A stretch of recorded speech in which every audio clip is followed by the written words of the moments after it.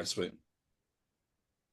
Hey, welcome everyone. My name is JR, and I'm the founder and owner of Business Leaders Network. And I am really excited about bringing together some amazing entrepreneurs who we are going to be talking about how to sell and speak with conviction so that way you guys can grow your business and be able to make more sales. And so hopefully you guys are taking some time to hit pause, watch the video, listen, and connect with every person that's on this call because you are going to be able to walk away with something that is valuable that can help you in your business to level up and become a better leader, but also speak with more value and so that we could sell more. So welcome everyone. Thank you for jumping on here and being able to share this platform with us. And I'm excited to be able to share all of you guys with my community as well as your guys' communities because I've identified you guys as people that I see doing great things. And I specifically picked you guys for this call and roundtable for a reason, because I know that you're bringing impact and you're bringing value to other people in my community, but also in all of your guys' communities as well. So what I'd like to do to get started is I'm going to call each one of you guys to say, hey,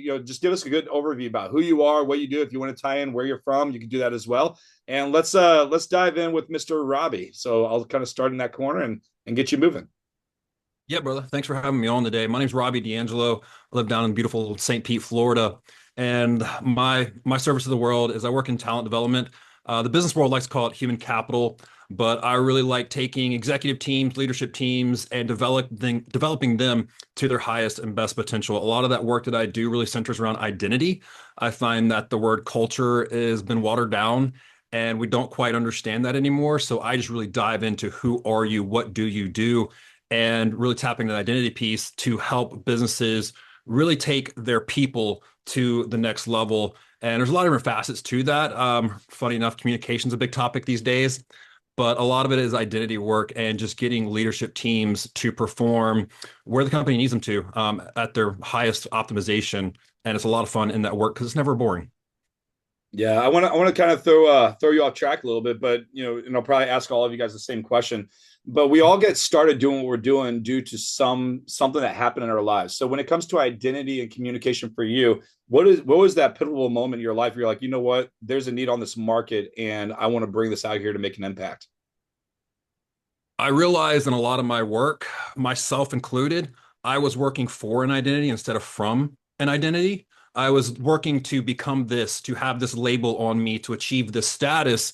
And I was just on that never ending hamster wheel. And it never was good enough. I was always in this performance mindset, always trying to achieve this mythical end goal instead of working from an identity of no, I don't care what I'm doing.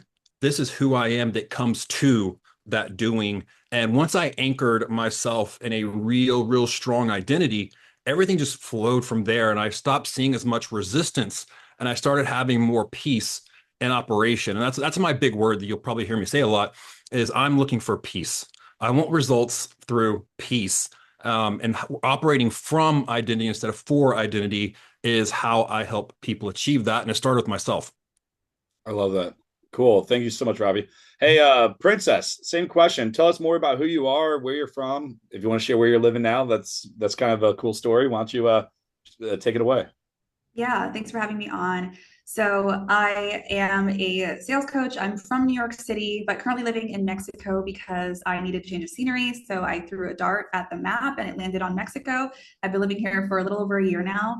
And my thing is, when I started in sales 3 years ago in the high ticket online space, it was a crazy, just rough journey for me internally. And so I love what you said about identity, Robbie. I wish I knew about that 3 years ago because I was literally having panic attacks on every single call. It was debilitating. It was a lot. And fast forward to last year, I was able to personally collect over 3.4 million in high ticket sales. So it changed my life because before that, I've never made more than 4 grand in a month in my life before that. So now I get to teach high ticket sales reps and high ticket coaches how to get a yes on their calls before they even pitch. That is my whole focus because it's waiting until the end is like the craziest thing on the planet. It causes so much stress. And so I help people close a lot more deals a lot more effortlessly.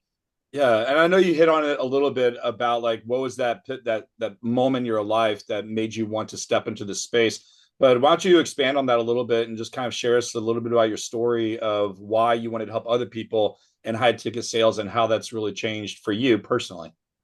Yeah. So when I got started in sales, there weren't very many role models. For me, it was a lot of brolic men who were just kind of like really tough and really energetically aggressive in sales. And that was working in 2022, 2023. And I couldn't see myself doing that. I literally thought I have to pretend to be a man to close and make money. And that's not the case at all. It's just learning how do you actually earn respect on calls without being pushy. And so that was the struggle of finding that balance because I did swing too far on the other side. And I was like, a dude. But it's finding that balance that was the biggest thing for me. And throughout the whole process, it was full of anxiety, like literally just like sweating profusely on every call, trying to be someone I wasn't because I didn't have an identity at the time. So I'm glad I was able to find that. And now I teach a proper system to get that yes, where it's not stressful. Yeah, well, one big piece that you're leaving out, and I was hoping you would share, is about Oh, your podcast, but not even just your oh podcast. yeah. It's about how you lead strongly with your faith and what you do. Yes. And most people that follow me and know who I am, they know that I lead with the cross first, and that's always front end of the mind of where I'm going, and what I do. So why don't you share a little bit about that? Because you had a pretty sweet episode recently that you put out there, and I thought that's what really resonated with me and my team, and we shared it with all of our setters and our sales team, just so you know. So it was pretty Oh, cool. so cool. I love Yeah. that. Yeah. So I wish that I had a stronger relationship with God at the time when I was struggling with this, because that would have been the ultimate cheat code. And so in my podcast, Behind the Sale, I talk about selling and practical things, but also how to actually sell with conviction, how to be someone who sells with God in mind. Like I used to think of it like, oh, my faith is one thing, but then sales is business. That's something else. But it's like, no, if you actually center God in your life, you can have powerful conversations with people without even thinking too hard about it. It allows you to connect with people in a much deeper way. And so I talk about that in my podcast as well, and how to sell in a way that's very ethical, especially now the market's changing. Like people are becoming more and more intelligent, having gone on so many sales calls. So yeah, centering Christ is a big part of selling effortlessly. Yeah. What's the name of your podcast again? Behind the Sale. Behind the Sale. Cool. And she has a free school community as well, so that you guys can Yeah. jump on there and on school with SKOOL for those of you that don't know what we're talking about, and jump on there. She's very active in there and doing some cool stuff. Yes. So thanks, Princess. Appreciate it. Yeah. Christian, we have so much in common, dude. We homeschool, running businesses, have a lot of kids, and making doing some cool things out in the world. So why don't you share more about where you're from and what you're doing? Yeah, for sure. I'm in Omaha, Nebraska. Like I said, I have four kids, 6 and under. I'm only 30, so I'm a young kid to have all those kids. But I've been in the business world for about 10 years on my own, and started when I was like 19. But basically what I did is I started running service businesses back in the day, the real estate space initially, which I quickly learned is the most competitive space in the US, both residential and investment side. And I cut my teeth in marketing in that. I became the top 1% agents in the nation purely through digital marketing. And what happened is all my friends were business owners. And over time, all my business owner friends locally would ask me, hey, can you do what you're doing for your business for my business as well? Because they were in all kinds of different niches. So I'd be like, yeah, maybe. So I'd try it out for them. It would work out, and it would work even better than my marketing. So I learned quickly that other avenues of marketing in different businesses are more profitable and better than what I'm doing. So I just got better and better. And at a certain point, I made more money from helping people run their advertising and their marketing for their business than my own business.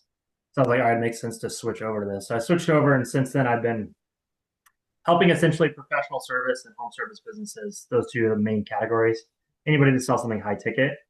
My elevator pitch is I help you turn videos into customers. That's kind of like the high level of what I do. There's a lot of moving pieces to it, obviously, but that's what I do. Cool. So what was that pivotal moment in your life where you're like, you know what, this is why I want to do what I'm doing. So what was that shift for you? Actually, I have a weird answer to this, but I was actually a coach. So I switched from real estate and I took the traditional route, which I related a lot to what Princess said on this, because I took the traditional route in like 2022 and everybody was like, don't do agency, go into coaching in your niche. So I was like, all right, real estate, I'm the top 1% of agents in the nation. I'll just teach agents how to do this. So about 18 months, I tried coaching. And what I realized very quickly is I hate coaching. I don't want to fix people's mental problems all day. I'd rather just get results. And so I struggled with the closing part of it too, because I was like, I don't want to close these people. They're not going to get results. I just know it from talking to them. And the only way they're going to get results is if someone does it all for them or they really fix their mindset. So I switched just kind of on a whim against all the advice. I actually paid a sales coach 40 grand to help me with my sales process and everything in the business. And through that, I basically learned I don't want to do coaching at all and switched into agency just to try it. And so in agency, I was like, well, I can charge like 10 times as much money and they're going to get the results because I'm doing it all for them. So it was like a switch overnight for me that all my clients, when I switched into agency, started getting results, started making way more money. And I liked it better too because I didn't have to handhold. I could just have my team do every single thing for them except for close the deal. That's really cool. Love that. Thanks, Christian. Let's go over to Drew. Same question, man. So where are you from? What do you do? And what are you doing to make an impact in the world? Yeah, so I'm from Wisconsin. My company is DB Impact. And so what we focus on is really business owners or executive teams that are kind of in that mode of growth, but they're not sure exactly how to get to that next step. And so where we really focus on is operations systems. My background's in sales, marketing, recruiting, operations systems. So anything that pretty much makes a business grow and run, that's my previous experience. And so my main focus is really getting in with business owners and being able to come in with an outside look, because as a business owner and somebody that's growing a business, it's hard to work. Typically you're working in your business and not on it, right? And so for me, I really enjoy coming in and being able to find even 3 or 4 different things that we can just optimize and help them get through some of those plateaus that every single business goes through. And so we do everything from websites and automations, funnels, and then we actually just launched a new data and lead software that finds high intent leads for people or for businesses. So we're actually able to figure out who's actually searching for those services and then target them through either custom audiences in Facebook or cold out email outreach, or just use that data to make calls and things like that. So we're constantly growing and finding the things that business owners need, and then figuring out how to automate those things to not take away their time, but to give them more time back. And so kind of like Christian said, my goal is like what I labeled my newsletter as is work less and win more. And that's really my goal, is to help business owners work less, but be more profitable and have time to spend with their families and things like that. So cool. What was that shift for you? Like, why did you jump in doing what you're doing? yeah, so I am somebody that I get bored very easily. And what I mean by that is if I'm not being challenged by something new on a daily basis, I feel like I'm falling behind, right? And so what I found myself is I would go into a company. Typically, I've been in smaller growth companies where I would take on the role of whatever needs to get done gets done. And so I loved that for that short period of time, a year, year and a half. But eventually I got bored because it was just the same thing over and over for me. And there was never that new challenge. And so I really shifted in starting DB Impact, because now I get to work with businesses in different industries all the time. And so we're not really industry specific in who we work with. And I like that because every industry has its own little unique twist. And so for me, that was really the big shift, is I realized like I'm not somebody that can do the same thing for 2, 3 years in a row. And so I get the variety that I need to feel like I'm continuing to grow, but also being able to help, excuse me, help these business owners avoid some of the plateaus that I've been a part of in my previous experience. And so that was the shift for me.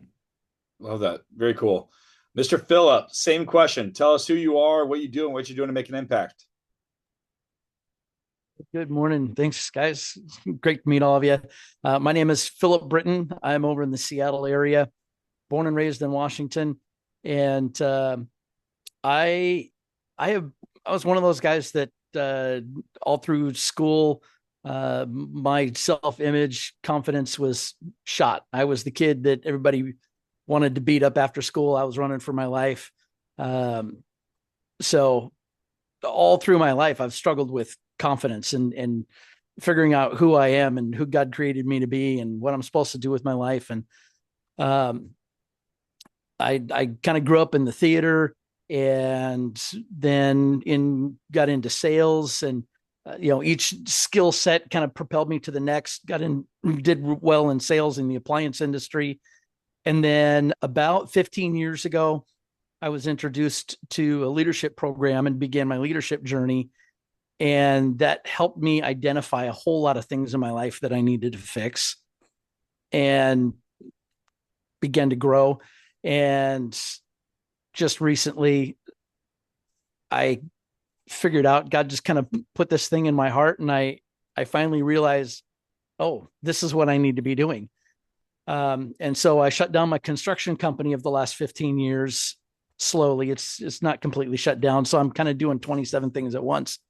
But my real purpose, my goal, is to help Christian business leaders build confidence, unshakable confidence from the core, through things like what Robbie was saying, understanding their identity, having a vision, and a whole lot more through this victory framework.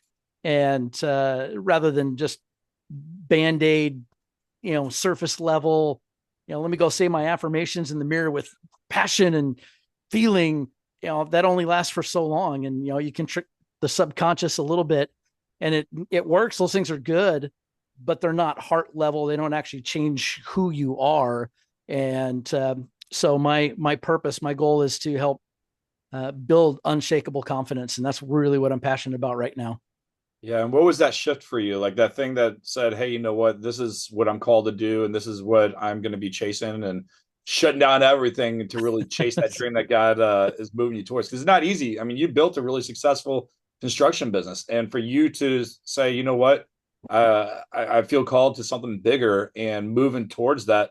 I feel like a lot of us as entrepreneurs, we've kind of gone through that moment, but very few actually take the steps and leap of faith to do it. So what was that shift for you? Yeah, man, that's so great, because I've known for 6 or 8 years that construction wasn't what I was supposed to be doing, but it was paying the bills. It was good. I enjoy the work. I enjoy problem solving. I enjoy people, and I love getting down and getting dirty and doing the hard stuff. But then, through my leadership journey and, speaking all over the place, I ended up speaking at a Christian entrepreneurs convention in Nigeria 2 years in a row.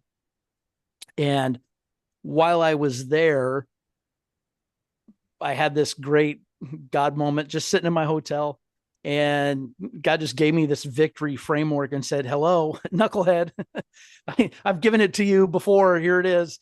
And it suddenly was like a light bulb moment for me. Oh, this is what I'm supposed to be doing.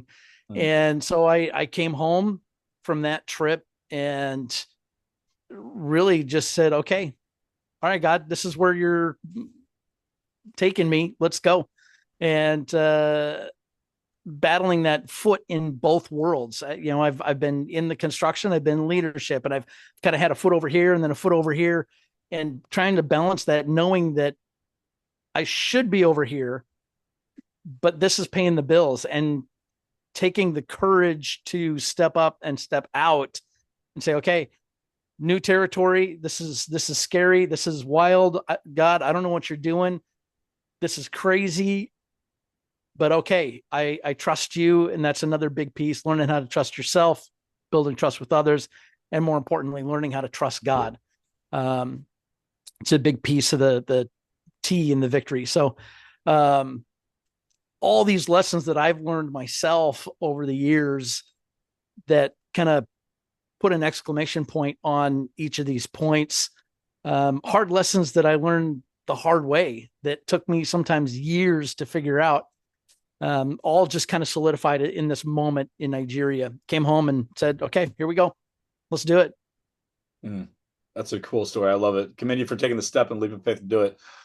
So my name is J.R. Spear, and I work with small business owners and helping them leverage the power of micro one-day events to generate leads, close more sales, as well as increase the retention inside of their community.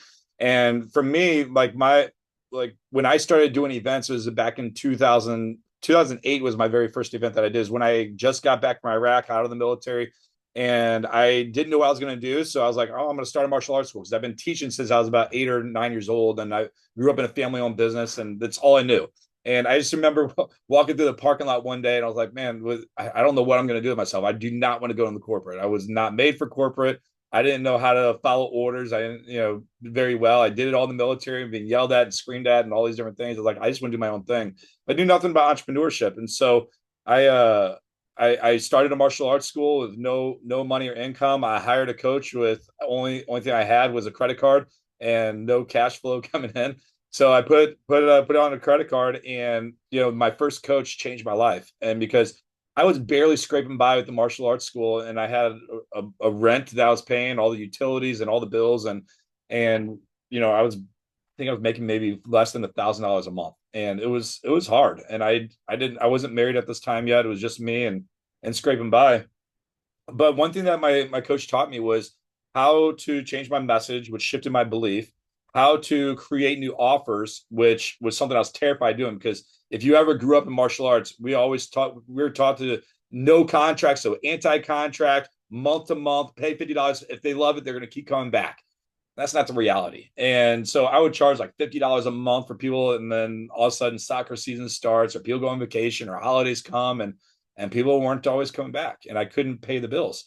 And so he shifted on, one, my belief on what I was thinking, but how to change my offers, how to create new offers to get people locked in for 12 and 36-month contracts. And doing that contract not only made a better environment for my business, but people were more excited to come because they were committed. They were committed to show up every single week, 2-3 times a week, and then, the training, to doing competitions, doing the demo team, all these different things. But that didn't fix the sales part. And I was like, okay, now I got people coming in, they're being locked in. How do I sell this?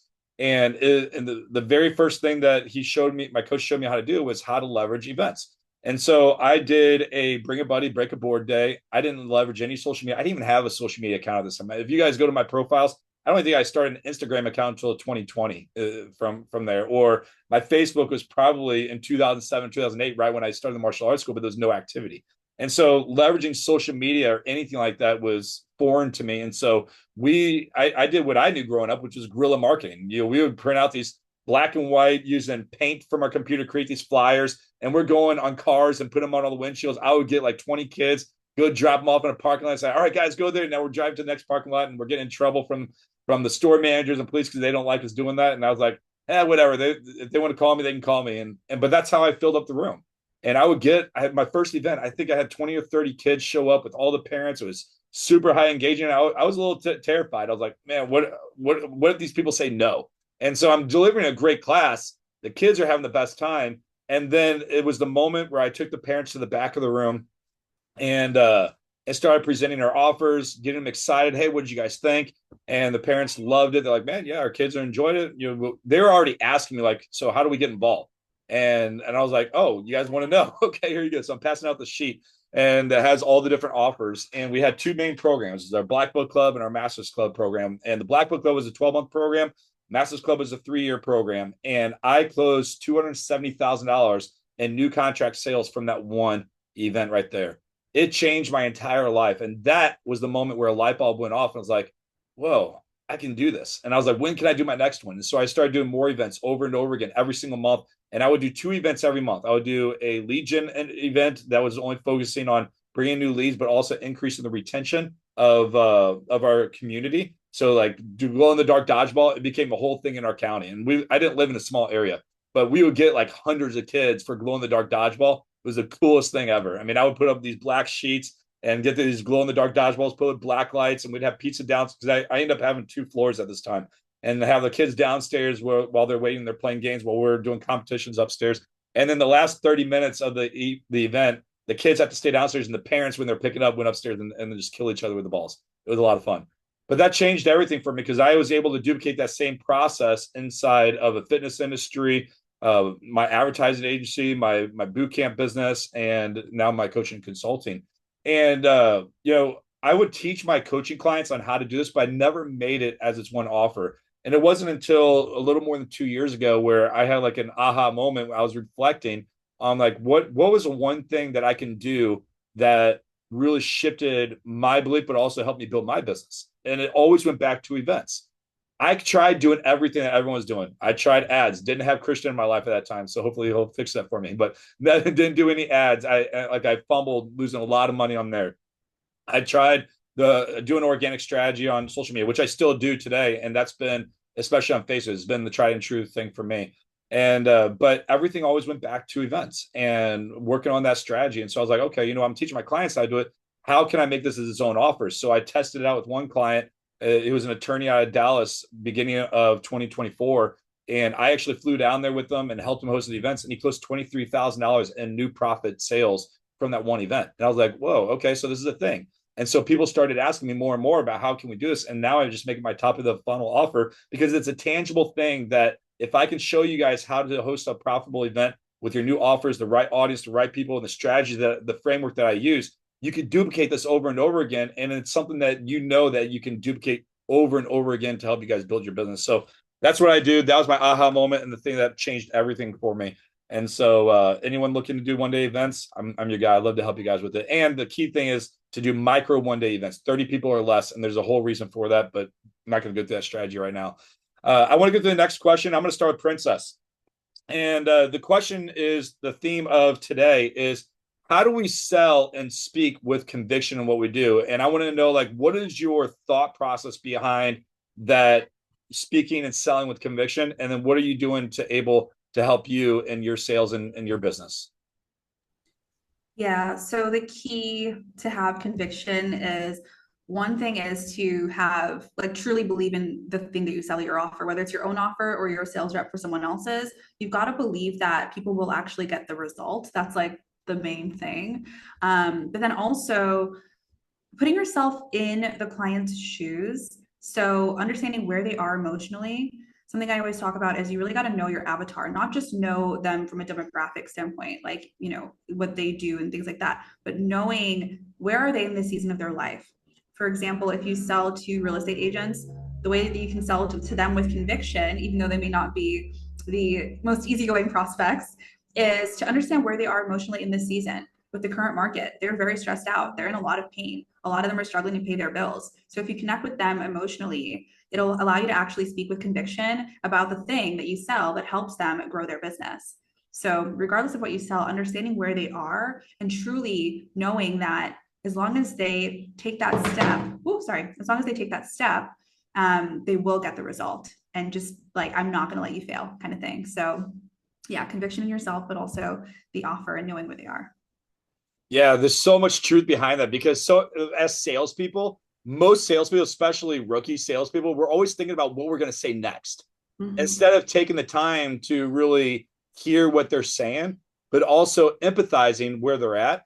But the key thing is, if we know our perfect, I call it perfect client. Some people say avatar or whoever, but when we know our perfect client to the details of knowing exactly what that problem is, and we address that problem before they even say it, now you're able to combat it before they even say it, what they're thinking, and it converts that sale a lot easier. But that belief, but the empathy thing that, like what you're saying, is so true. Like this is something I struggled with for years as a professional, because I'm like, you know what, just get over yourself and just get up and do it, type thing. That was always my mentality. And it did me well for a long time, but I started realizing, why are people getting turned off? Because my wife would always joke. She said, she would say this for almost our entire, as long as she's known me, but she stopped saying it now because I've changed the way I thought. She said, people either really love JR or they really hate JR. There's no in between.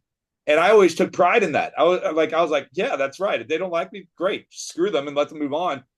But I started realizing that that's not the way to do it, because I wasn't taking time to empathize where people are at. And when I started, I didn't have to really understand what they're doing, but I could sympathize and try to relate to what they're doing, and then validating their feelings. Because what I've learned over the years is it's not, the way that you sell the best is how you make people feel. And the way you make people feel is ultimately going to turn that to a sale. So many great nuggets right there, Princess. I appreciate it.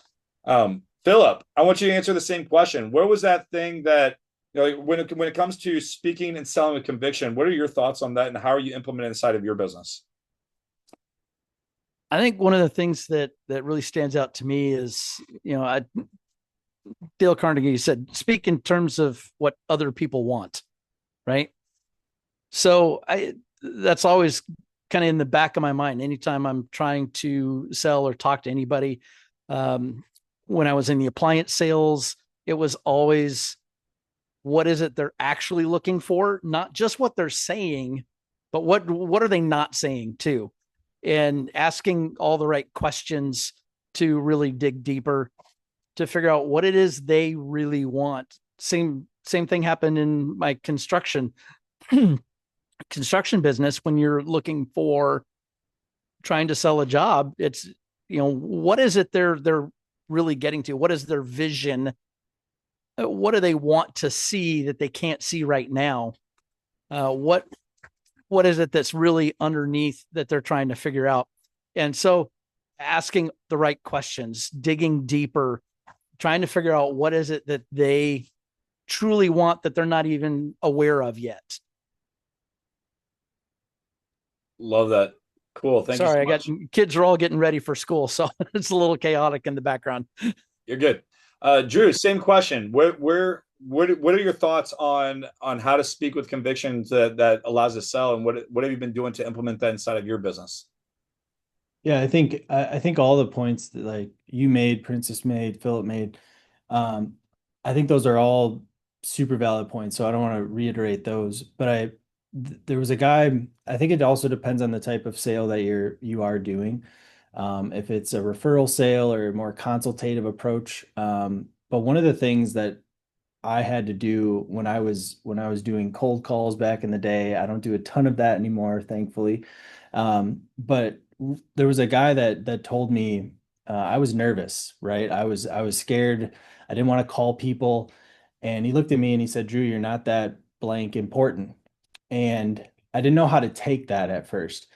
But what he was trying to get me to understand was sometimes it's we overplay things in our mind, right? And we can create scenarios like, oh, if I call this person, or I screw up on a meeting, or I come off too pushy, or whatever it is, you're playing a lot of those things in your mind. And so I think a lot of times you kind of have to take the emotion out of it and get an understanding, like Philip and Princess said, of, is what I'm selling to them actually of value?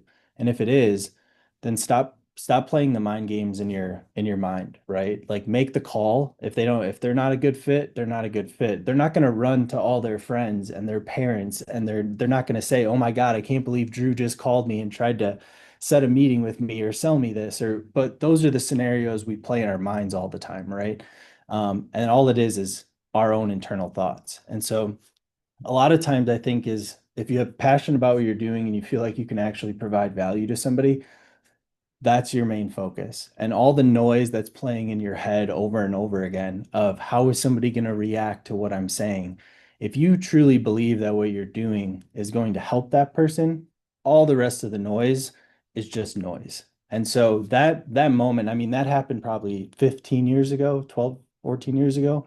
I still remember exactly where I was in Milwaukee, Wisconsin, like in the exact room when that guy told me, like, you're not that blank important. And I was like, what does he mean? And I still bring it up to this day and think about it. So I think it's a culmination of all those things. I just think that in sales we can get in our own minds really bad. And I think at the end of the day, if you truly believe that you're going to help somebody, and that's the place that you're coming from, how they take it is not your responsibility.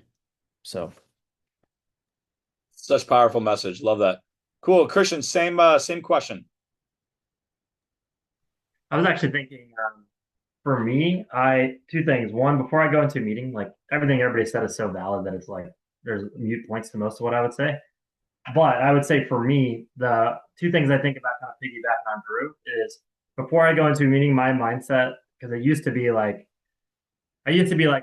because I charge a lot for what I do. I used to be like, oh, they're not gonna be able to afford it. They're gonna think it's too much. That's what I used to think. Now I go into it thinking they are screwed if I don't convince them to work with me. That's where my mindset goes. I'm like, well, they're literally screwed because I already know what's going to happen. They're going to stay exactly where they are, or they're going to go down slightly, or they're going to hire somebody else who is some sleazy marketing person who has no results, no track record, but had some crazy guarantee to convince them, or they're going to rely on word of mouth referrals and slowly die. So that's my mindset going into the meeting. And I think it comes across of like, I want to help you, but if you get in the way of yourself, there's nothing I can do. I know you're screwed without this. That's how I feel when I go into it. But also the other side of it is, this sounds so like simple, but I feel like I'm overly honest in meetings with people. The average business owner I meet with is doing $5 to $20 million a year. They're very no BS people, which I am too. So when I go into it and they ask me something about results, if I don't think we're going to get great results, I'll just tell them. I don't try to sell people stuff. I just got a client the other day, and my exact conversation with him was, I honestly have no clue if we'll get results for you. I don't know. Will we try? Do I think we could? Yeah, but I've never done it in this exact niche. I think it's a very unique.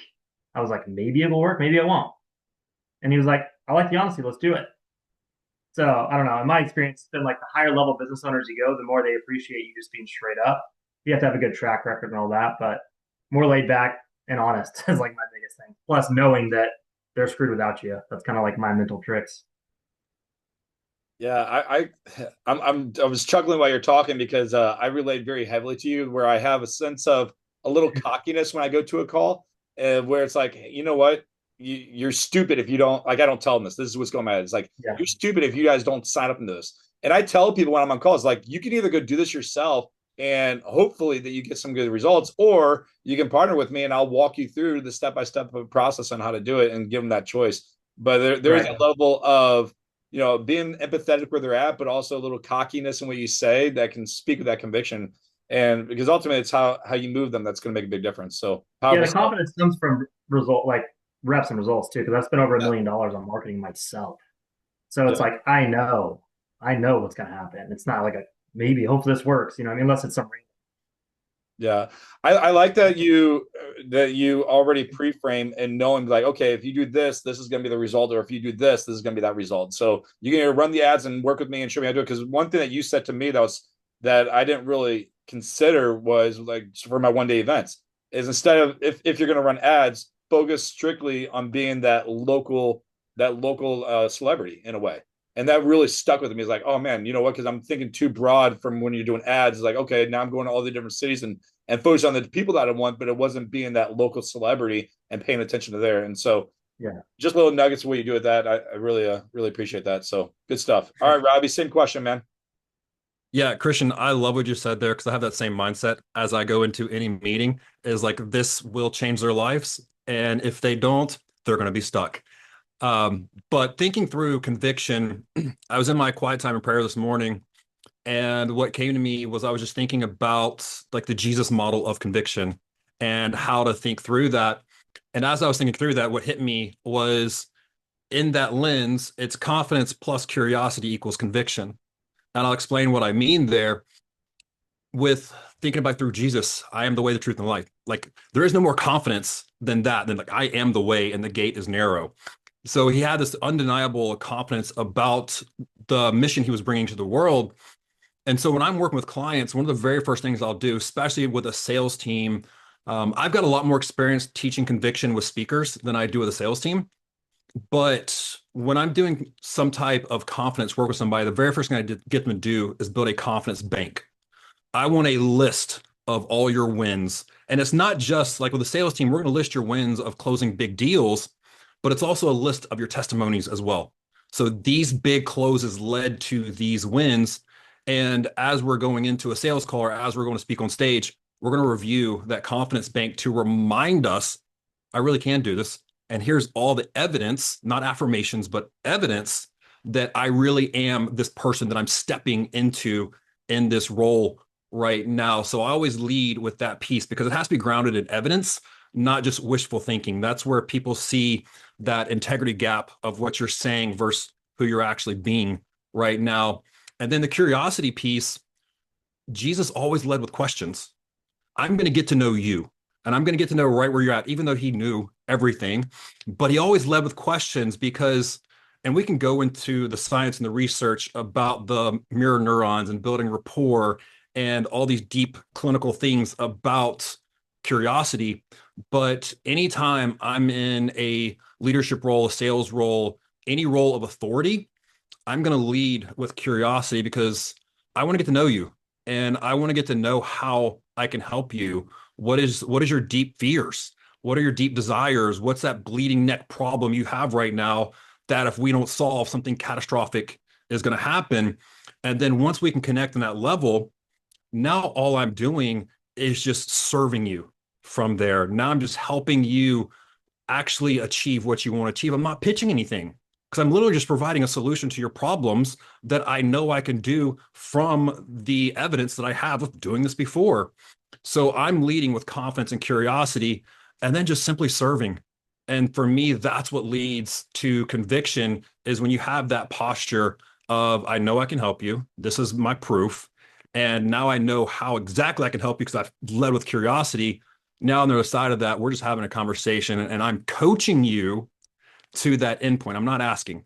I'm coaching you through the sale because most people need coaches and most people need leadership. I'm not asking you if this is right for you. I'm coaching you to like, hey, this is what you need to do. This is why you need to do it. And this is what we're going to achieve on the other side of that. Yeah, it's really good stuff. And I'm not even gonna go into a long rant on some of my stuff because you guys hit on a lot of good things. But I will say that when you have that level of belief, knowing that what you have to provide can make people move and get change and influence them for a difference, that's how you're going to speak with conviction. And there's a big difference between me getting up and just talking like this and just saying, hey, this is how I'm going to help you, and this is why you need to move and why you need to want to do this, versus leaning in and be able to speak with that fear in them, saying, hey, you need to do this. This is going to change everything for you. Now there's that level of belief. And so when you speak with that, it draws in that emotion versus, all right, guys, this is going to be awesome. You guys need to host events, and this is what's going to change your life. And if you give an offer, everyone's going to buy, versus, hey, guys, you have to do this. You got to speak with power. You got to speak with belief, because that's why people are going to buy you. And there's a big difference in your tonality. And so it's not just the words you speak or this or what how you say, or what the words you speak or the stories that you say. It always boils down to how you say it too. It's the tonality. Because I like to tell people there's a big difference when I get really loud to you and I express with my face and I get really quiet. Both of them have just as much power. Because when I get quiet and talk, you're wanting to lean in and be like, what is he saying?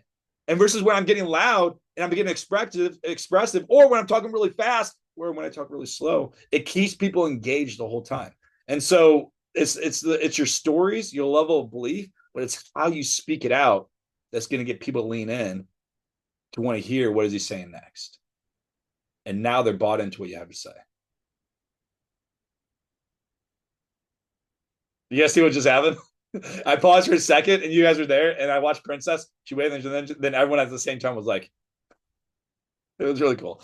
But anyways, so those are the moments that really changed for me, where I've seen for the belief. But I really want to go into, like, tell us one of your best client success stories. I know we got a lot. So think of your best one that you guys can think about. What was that? Where were they at when you started with them? What did you do to help them? And what was that end result? And so I'm going to start with Princess and let you kind of take the lead for this one. Yeah, I'm like, oh, which one do I choose? Can I cheat and say like two? Because they're wildly Go for different. it. Go for it. Yeah. Okay. So one is someone who lives in a first world country, so Canada, and this person's just very burnt out. They were working crazy hours, taking a ton of calls, and they just felt like they could never make enough for how many hours they were working. They were working like 16 to 18 hours a day. And I was able to just really help him understand, like, okay, it's you're not working smart kind of thing. And it helped to streamline. I'm so proud that he was able to streamline his sales process. So his calls were cut in half. And now he's able to consistently make over 20,000 a month, when before he was like scraping by. So that's a really great win, because he's able to live a comfortable life. The other one that I want to share is someone who actually lives in a third world country and got into sales, and didn't even have the funds to invest. And I was like, I'm going to work with you because I know that you have it in you. You're a hustler, you have the right mindset. So I showed him the ropes, and I just so proud of this student, because now they're able to make over 10,000 a month consistently in a third world country. Like, their life has completely changed. So I feel so blessed to connect with people all over the world. And yeah, all glory goes to God. And I'm just so proud of those students. You said something that I wish every entrepreneur would really grasp and understand, and it is that servant leadership. And because so many times we're like, if you can't invest with me and you can't pay me, then I'm sorry, go figure out the money and then come with me. Now, I will say this: don't ever give away your services for free all to everyone, because you got to set boundaries and understand. And it's really understanding, like, you found that heart and the potential in the individual and you invest in that individual. But here's what really came from that: you made an impact to change his life. And now you created a client for a lifetime, because now you just changed his life. Who do you think he's going to talk about more every time he talks about the results? It's going to be you. And so that one potential person that you invested in now probably over time could turn into 10, 20, 30 plus other clients that can generate more than 100,000 to $1 million plus for you, just because you learned to serve him and led with the heart than it was from the transaction. And most people are scared to do that. And I'll say they're scared to do it because they have a fear that, will this even work? And they're not even confident in their own service of what they need to do. They're just there to be like, okay, if you can't pay me money, then I ain't going to work with you, because I know you're not going to get results in the first place.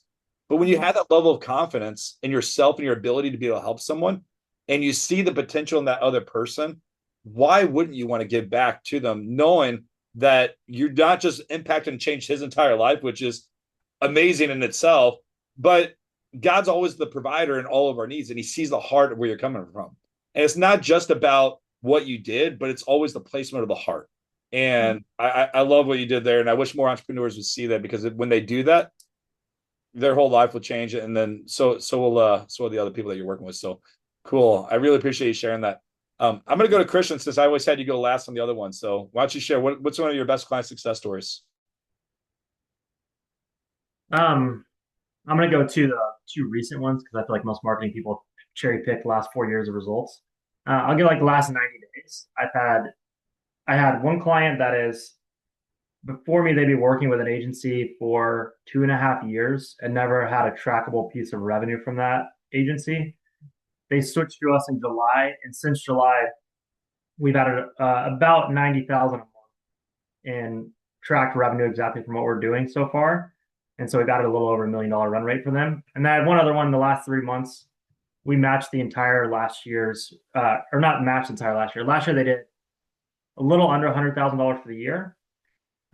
This was actually one of those ones that I took on that was, they paid me way less than a normal client, to be honest with you. But I was like, I like them.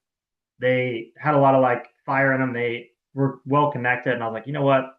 Let's just do it. Let's try it out, run it like a test almost. And so they did 100K last year, and in the last 3 months with us, they've done 350 grand, just trackable from what we've done. So that's probably the most two recent crazy results that we've had. I've always been that anti-ads person, like always. And I told you a little bit of my story. Like, years ago, it's probably more than 6 years ago, whatever. I hired someone to help me with ads in less than 2 months. Well, I worked with them for 2 months, and I spent over $30,000 with them. And I got one lead that didn't even convert from it. And it's just because he kept trying a different strategy. And the same guy that I worked with, he was working with all of my competitors in the industry, like top at that moment. I was only working with fitness coaches, so like Bedros Koulian, who's franchise owner of Fit Body Boot Camp, and Vince Del Monte and Craig Ballantyne. I mean, a bunch of people that I respect, and they're doing well, but he couldn't get it to work for me, and we couldn't figure out why. And so I can tell you why. Because it wasn't me. Or, I don't know. Because they had a big personal brand.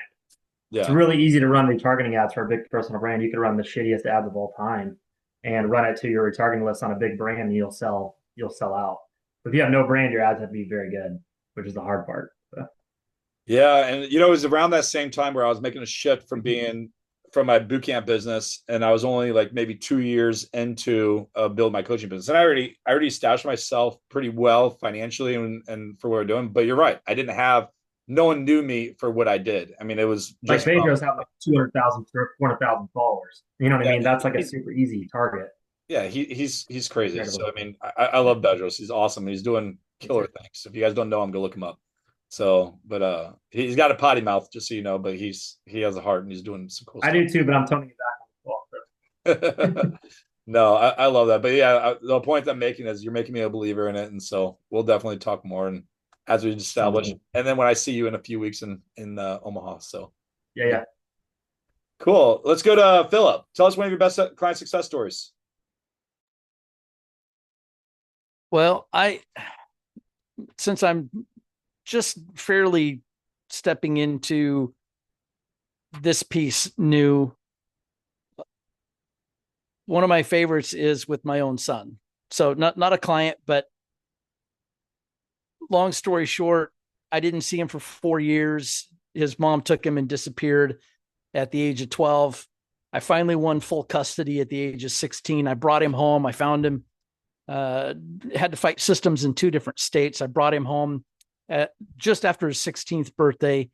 And after 4 years of garbage being spoken into his mind from his mom, he came home with an attitude of, you're not my dad. I hate you. I don't want anything to do with you. Why can't you just leave me and my mom alone? We're better off without you. All this kind of talk. Right. So, but he was also very reclusive. He just wanted to stay in his room, typical teen, but on a larger scale. He didn't want anything to do with me. And over the course of 2 years, I took what I'm now teaching and really worked with him. And over the course of 2 years, completely turned that situation around by God's grace through the things that he taught me. And now today we have an incredible tight relationship. He says, I love you. I just want to come hang out and spend a couple hours. He'd knock on my door at 8:30 at night and bring me my favorite Blizzard just to say, hey, I want to come hang out. So just to take a kid who was lacking in confidence, who didn't want anything to do with me, and completely turn that around, help him, I teach him how to drive, teach him how to do finances, teach him how to be a man, teach him how to be a woman, teach him how to have confidence in himself and his self-image and all of these things. And he started working out, and he paid cash for 3 vehicles before the age of 18. I only had 2 years to work with him, but he took the information, he applied it. And I think that's another big piece, is finding students who are willing or that you can speak to and help them understand that you are there to serve, that your heart is there to serve them for their benefit, for what they actually want. And so turning that situation around, now today he's actually interning at my brother's company. He's becoming very successful. He's getting certifications, and his confidence level is through the roof. So to me, that's my biggest success story, even though, he's not going to pay me anything. There's no reward in that way, but to rebuild that relationship, you can't put a price tag on that. I have several things I want to hit on that. One, leadership starts in the home. And we have to learn to lead our family and do that well before we can lead other people. And that's a beautiful story and one of the most powerful stories. The second thing, from a speaking standpoint, that I think would be even more powerful for you as you tell the story as if you're speaking someone else's story, and then your punchline at the end saying, and that's my son. And so you're speaking it as like you're looking from the outside looking in, and you're telling the story about this child that's been pulled away from his home, and then how they were able to implement these strategies and systems. And this is what's been coming from this. And through that leadership and that training and implementing victory, there was victory in the end. And that was my story with my son.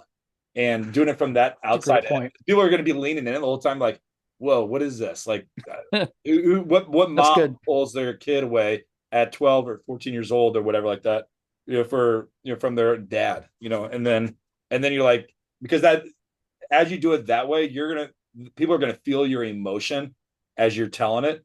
And then you'll be like, that was me. And this is how I've been able to lead it's better. I think that would be even more powerful. So that's an amazing story. I love that. And hearing how you've been able to impact his life is greater than anything that you could do in anyone else's, because it's in your own backyard. And usually leading your own family and your kids is a lot harder than leading clients. So that speaks volumes for you. But cool. Congratulations. Thanks. We'll go. Hey, Jay, sorry to interrupt. I got to scoot out here. Cool, man. But it was awesome. It was awesome being on the call. I'm going to connect with all of you guys after this. So good to meet all you guys. Appreciate it. Thanks, Christian. Yeah.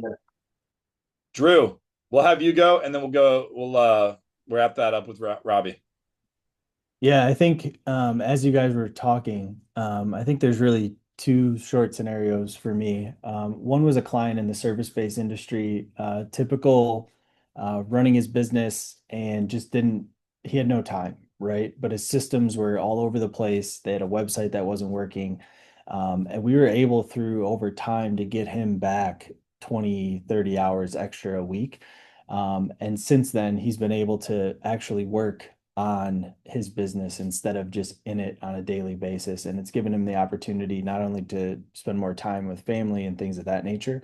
So for me, that one I think feels the best because I've been in that scenario where you're working those 16, 18-hour days and you just feel like you're on a wheel and you can't get off. And so we've been able to now free up not only his time, but then also take some of that revenue and start implementing different people in his business. And so that one for me honestly feels the best. As of recently, we did a test with the new data software with a credit card processing company, and during their test, the data was well enough that they're actually now investing in a call center that is going to be utilizing our data on a monthly basis because they saw such success with what we were providing to them. So that's the one that's as of recently that I think is the quick win for the clients that we're working with. So very cool. Love that. Appreciate the story. And Robbie. Yeah, man, as I was thinking through this, the one that comes to mind is I do a lot of work with teams, but oftentimes my favorite work is one-on-one, just executive coaching. And I love doing the deep work. I love playing in the deep end and really solving, okay, what's causing the problem? Let's get to the root of the problems. And a guy hired me. He owned a real estate brokerage. He was the top of the broker, had a bunch of agents underneath him. And as we're sitting there talking that first meeting, in his mind, he was hiring me because he was, overweight and just feeling lethargic and all this. But he also knows what I do. I'm more on the mindset and performance side. And in that conversation, we got to the real reason of why he hired me. This guy, very successful, 7-figure guy, but he was literally canceling meetings because he didn't feel comfortable in his clothes. So for me, that spoke to so many deeper level issues that we could work on. There's confidence there, there's insecurity, there's a identity problem. And he hired me for like that fact, just because he was canceling meetings, which is horrible in business for that reason. And we started doing the work. And of course, like we did work on his health. We got him eating cleaner and exercising and all of that. But as we all know, all that's mental anyway. We know what to do. It's just why aren't we doing it? So we're really working through this lens of how do I show up in the world in a healthy, biblically masculine way? What does biblical masculine leadership look like? And how do I step into that? How did God create me to live out that identity? And as we're working through that, we started identifying these underlying root causes of confidence and insecurity relating to him having communication problems and just how he's showing up in the world. So over the course of doing a lot of deep work, there was a lot of tears. And, here we are, two pretty big masculine guys and having some of these really, really hard conversations. But as we're doing the work, we're just taking off the layers of the onion and getting deeper and deeper to what's really going on. And over the course of about 7 months, his revenue increased in his business about 37%. He lost a ton of weight. You could just see him showing up different in the world. He's actually walking through the door with this energy, this confidence that people just noticed, and they started asking him about it. But the thing that hit me the most was as we were working on his identity and from that, how he communicates with the world, we also did some work on his relationship with his wife and his kids. And we're sitting here having like one of the meetings towards the end of our working together. And he's telling me about the revenue numbers. He's telling me about the weight loss numbers. But the thing he said that hit me the most was, Robbie, out of all the things you've done for me, the one that outweighs them all is my wife and I are intimate again.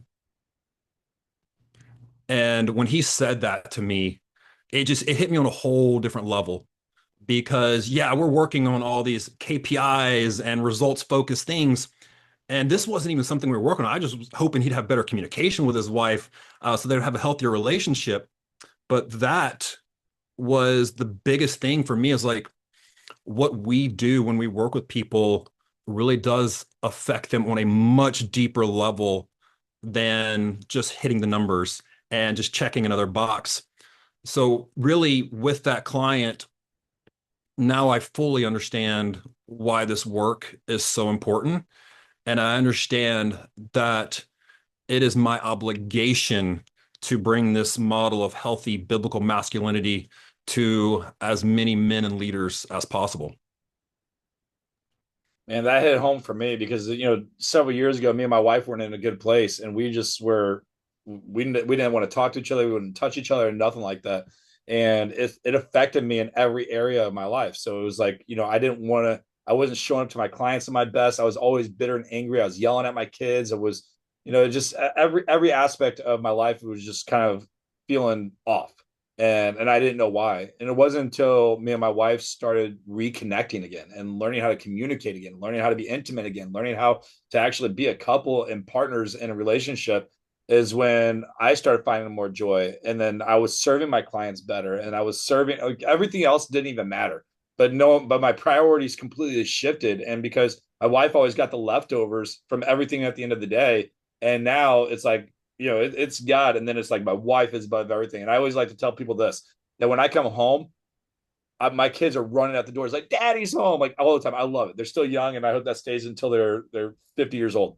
But I come home and they're like running and grab my leg and excited for me. And I'll say, "Hey guys, before I give you a hug, where's Mama?" And they all run and go find Mama. I give her hug and kiss before them, and then I was like, "Okay, now it's your turn." But I always make sure that she knows that she's the most important person. And so what you said really is, for any relationship, it's like when you can help fix that relationship with their partner and what they do, it really boosts the confidence in every area of their life. And then they start selling better with more conviction. Then they start showing up with their clients and serving them better. They're better in society, their family, themselves. They're healthier. They're losing weight. They're able to maintain because now they got their purpose back and remember why. So I love that. So thanks for sharing that. Powerful story. I'm going to keep mine really quick. When it comes to a testimonial, back in about 5-6 years ago, I had a client of mine. It was December. It was before Christmas, and she was already planning an event towards the end of the year, or it was right at the beginning of the year, whatever. And I looked at her messaging, her offers, and what everything that she was doing, and I was like, at best, you may close $5,000 or $10,000 if you really work hard for this. But it was awful. Like her entire messaging that she had in her presentation was all over the place, and the offer, it was bad. And so I told her, I was like, "Look, I will help you fix this, and you are going to actually crush this, like, for a presentation," because she had great content and she had skill sets that would do well. But the biggest thing that she lacked was belief. She didn't believe that she was worth what she was able to charge and be able to get it. And so I had to shift her belief, like, "Look, this is what's going on in the market. This is what you could sell this for."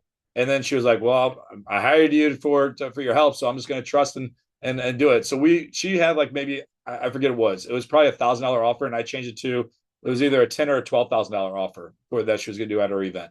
And then I shipped her entire presentation so that way it matched that offer, because the offer that she was giving didn't match the message that she was even teaching on. And so I had to shift her entire message on what that way it balanced out and complemented the offer that she wanted to give. And then we talked about how to present the offer and then how to follow up. That one event that she did, she closed $109,000 in new contract sales from that one experience because of what I was able to shift and change for her. And I love that story because she didn't have a lot of people on that call. I mean, at the event, she had, like, I think it was maybe 10 or 12 people or more, less than 15 people on there, and closed almost majority of them for what she did.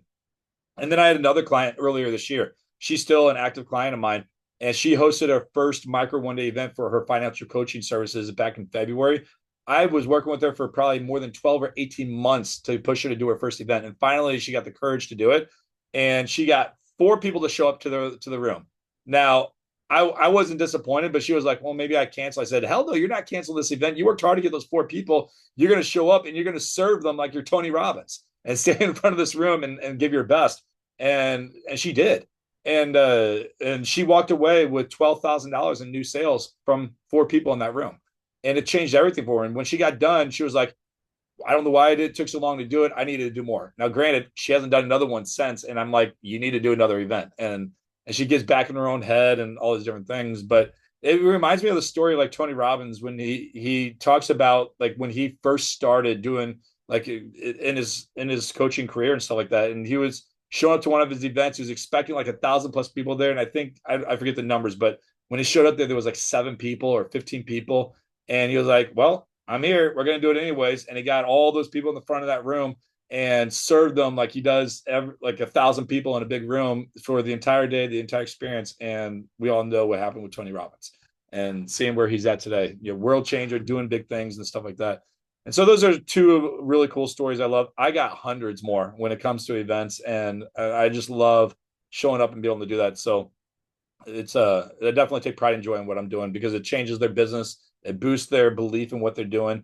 And it's a duplicatable process that they can do over and over and over again. And it helps get them the results. When you start knowing like, okay, I know if I get 10 people in a room, I'm probably going to close 10, 20, 30, 40, 50% of them with this specific offer. Now you know how many people you got to get in the room that are qualified to be able to sell this offer. And you got the right system. You know how to present. You know what type of offers to be able to do. You know, like other, just so many different variables in there, but it adds more predictability to it. And that's what I love. So I know if I need to go make an extra $10,000 today, what I need to do, it's always going to be, all right, where can I host my next event? And then I go do it. And it makes it happen. So cool. All right, guys, we're going to wrap this up. Just really quick, why don't you just share us where's the best place you want people to connect you with? Just choose one place. Don't go through like 10 different things. We know you're omnipresent and everyone in the whole world knows you're the best thing since sliced bread, but just give one place for them to connect to. It could be a lead magnet. It could be a social media, or if you have an email that you want to send them to. But this is going to go out on YouTube, so people may see this video another 1, 2, 5, 10 years from now. So choose something that's consistent. So Drew, where do you want people to connect with you at? Yeah, I'm big on just scheduling calls with people and getting to know them and figure out where they're at. And so the biggest thing would be just to go to our website, dbimpact.com. Go to the contact page, and then there's multiple options there to kind of choose what call you want to or what topic you want to meet on. So that's where I would say I love to meet people and have discussions with them and see if we can help out. Cool. dbimpact.com. Love that. All right, Philip, where's the best place for people to reach you? Well, while my website's being built, right now, probably the best place is just Philip Britton on Facebook or Philip Britton Leadership. Cool.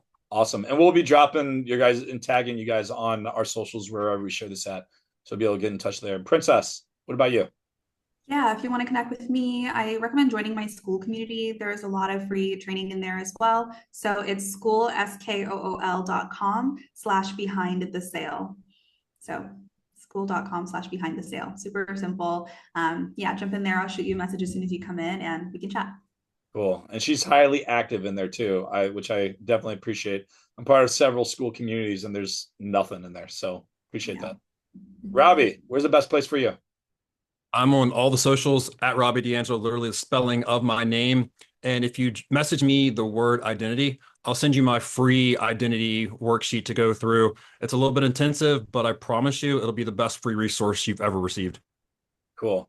And for me, the best link to go to is theoneDayEvent.com. That's theoneDayEvent.com. And in there, I'm going to be dropping you guys my free blueprint and walking you guys through step-by-step on different types of events and my core method for hosting your next event. So if you didn't want to hire me or work with me, you can take that and go figure it out. But it's theoneDayEvent.com. And then inside of there, you'll be able to connect with me. Guys, thank you so much for taking your time to jump on here today. And you guys gave a lot of valuable information. I was super stoked that you guys contributed in a powerful way to really serve our community and looking forward to further connection. All right, guys, Semper Fi.